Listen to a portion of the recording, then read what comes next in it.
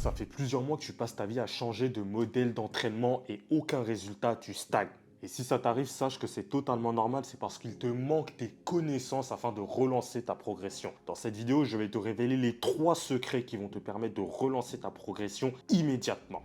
Et comme je t'ai dit dans l'introduction, là on est actuellement dans une salle de sport pour une séance de traction lestée. Et comme tu peux le voir, je vais me lester à 60 kg. Je vais t'expliquer un peu plus tard dans la vidéo pourquoi je suis à 60 kg et pourquoi je ne suis pas forcément à 90, 85, sachant que mon 1RM il tourne aux alentours des 100 kg. Le secret numéro 1, ça va être d'arrêter de soulever trop lourd trop souvent. Et je sais, ne t'inquiète pas, ça peut paraître vraiment très contre-intuitif. On se dit, si on souhaite devenir beaucoup plus fort et soulever plus lourd, il faut soulever lourd. Et bah sache que dans la plupart des cas, c'est pas réellement ce que tu dois faire, surtout à ton niveau. Il faut comprendre que lorsque tu vas soulever lourd, tu vas énormément solliciter ton système nerveux. Ton système nerveux, rappelle-toi, c'est lui qui est responsable du fait de solliciter un maximum de fibres musculaires pour générer de la force. Si tu le sollicites correctement à la bonne fréquence, c'est exactement comme en musculation, tu vas progresser. Le problème de la plupart des personnes qui vont être débutants et intermédiaires, c'est que vous abusez de son volume et de vos ressources. Par conséquent, c'est l'inverse qui s'opère. Vous ne progressez pas, vous stagnez, voire pire, vous régressez. Il faut à tout prix que tu saisisses que la force est un marathon et jamais un sprint. Si absolument toutes tes séances d'entraînement s'articulent autour du 3x3, du 2x2, du 3x1, tous ces formats où tu as très peu de volume et très peu de répétitions, c'est mauvais. Donc j'espère que tu l'as très bien compris, le premier secret pour devenir plus fort, c'est d'arrêter de faire de la force. Et oui, je sais que ça peut sonner très contre-intuitif, mais suis bien cette vidéo, tu vas comprendre pourquoi. Nous arrivons maintenant au secret numéro 2 qui va être pour toi le pilier de ta progression, écoute-moi bien. Dans le secret numéro 1, je t'ai expliqué que le développement de ta force maximale venait principalement de ton système nerveux. C'est-à-dire que pour devenir plus fort, tu as besoin de soulever des charges lourdes. Oui, c'est vrai, mais attention. Je t'ai surtout dit que le système nerveux était responsable de la coordination neuromusculaire. C'est-à-dire qu'il est responsable de recruter un maximum de fibres musculaires pour générer un maximum de force. Par conséquent, l'un des moyens de devenir plus fort et de sortir de la stagnation très facilement, c'est de tout simplement avoir plus de fibres musculaires. Et pour avoir plus de fibres musculaires, il n'y a pas 36 000 solutions, il faut faire de l'hypertrophie.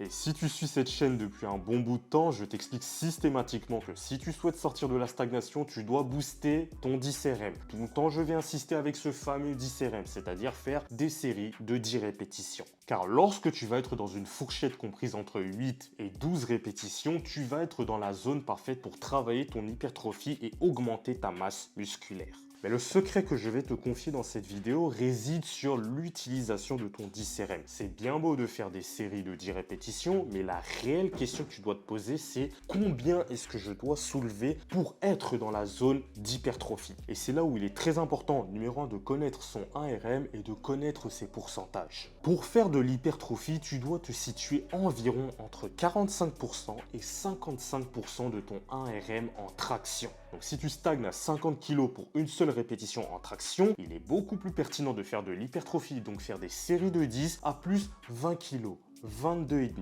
25 kg.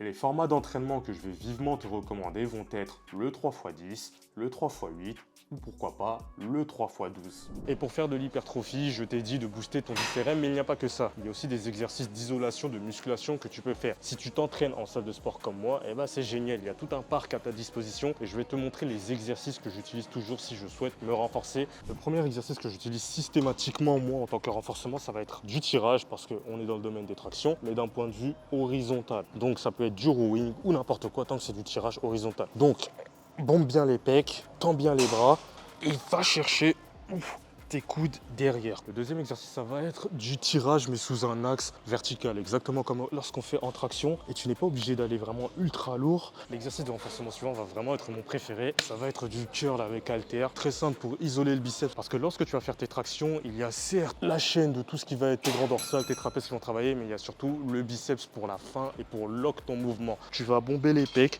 et tu vas chercher à avoir le mouvement le plus propre possible. C'est-à-dire que je ne veux pas que ton coude décolle, que tu fasses des répétitions comme ça. Malheureusement, certes, tu travailles un peu ton biceps, mais énormément d'autres muscles vont être engagés lorsque tu vas faire ça et tu vas perdre l'isolation au niveau de tes biceps. Hop là. Allez, on va passer maintenant au dernier exercice de renforcement qui est le plus étrange. Alors le dernier exercice de renforcement, ça va tout simplement être des tractions. On va pas faire des tractions, c'est-à-dire en prise pull-up. Non, on va changer la prise et hop là, on va tout simplement passer en prise chin-up.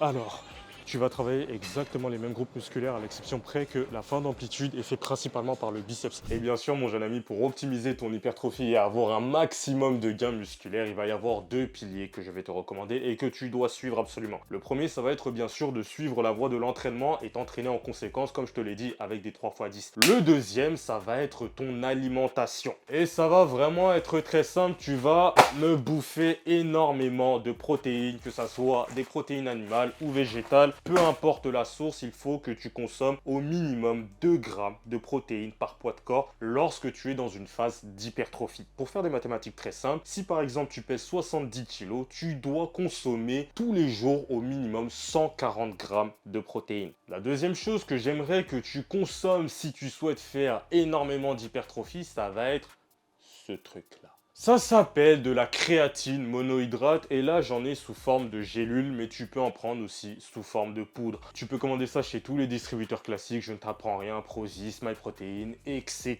Et maintenant je vais te révéler l'ultime secret qui va définitivement te faire sortir de la stagnation et te faire exploser tes performances en traction lestée. Ça va être tout simplement le développement de ta puissance maximale. C'est une métrique qui est très importante en force. Il faut savoir dissocier la force et la puissance. La force, ça va être ta capacité de soulever quelque chose de lourd. Lorsqu'on va parler de puissance, on va rajouter une métrique supplémentaire, le facteur vitesse. Ça va être ta capacité à soulever quelque chose de lourd le plus rapidement possible. Car il faut bien comprendre que lorsque nous faisons des sports de force, ça va être des fibres à contraction rapides que l'on va solliciter le plus possible. Si tu es familier au monde du streetlifting, tu vas souvent entendre le mot « aller mais de la vitesse ». Aller mais de la vitesse, c'est pas pour rien. Car pour être le plus fort possible, nous allons tenter de conserver un maximum cette vitesse lorsque nous passons sur des charges lourdes. Et pour améliorer ta puissance maximale, il y a bien sûr des formats d'entraînement que je vais te recommander. Avec des formats très connus du type 5x5, 4x4 ou par exemple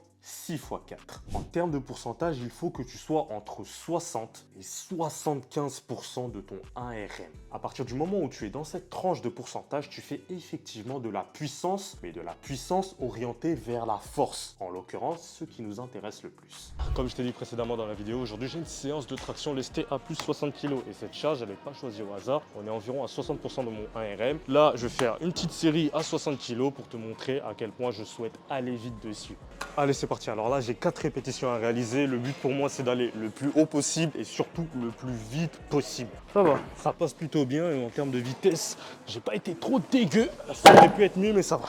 Alors, pour ceux qui sont restés jusqu'à la fin, je vais vous dévoiler un 4e secret bonus qui va te permettre de sortir de la stagnation, d'avoir une plus belle traction et d'être beaucoup plus fort. Ça va être tout simplement le travail technique pour avoir un meilleur transfert de force. Et pour travailler sa technique, je sais que l'amplitude finale est difficile pour vous. Je vais par conséquent vous donner 2 exercices que j'utilise. J'utilise beaucoup plus le premier que le deuxième, mais 2 exercices que j'utilise afin d'améliorer ma technique en traction, notamment la partie haute. Bon, c'est parti. Là, j'ai mis une charge. Je suis à 75% de mon 1RM et le but, ça va être de poser la répétition. Je te montre ça tout de suite.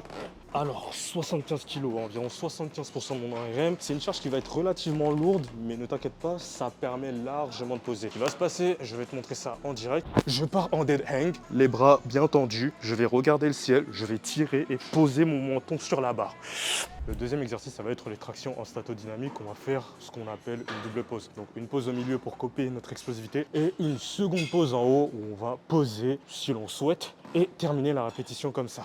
Ici, je vais pas me lester parce que je suis déjà pas mal fatigué, donc je vais te le montrer au poids du corps, mais imagine que je suis lesté. Ce qui va se passer, c'est que je vais m'arrêter ici au milieu et je vais finir ma répétition. Et ça fait une répétition. Je recommence. Hop, hop là. Et pour cela, par contre, je ne te recommande pas d'aller à 75% de ton RM. Tu peux tout simplement aller à par exemple 50% et monter progressivement jusqu'à atteindre les 60, les 70%.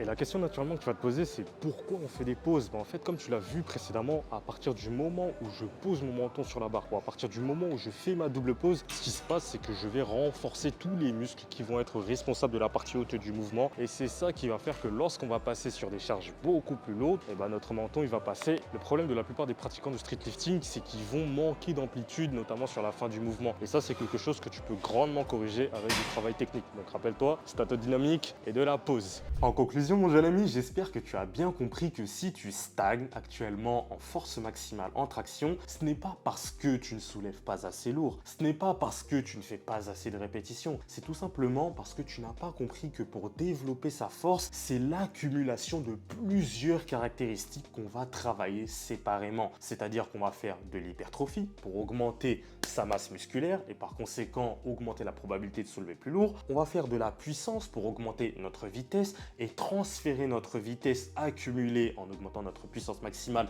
sur des charges très lourdes. Et on va faire bien évidemment de la technique pour augmenter notre transfert de force et réussir notre répétition sur le format 1RM.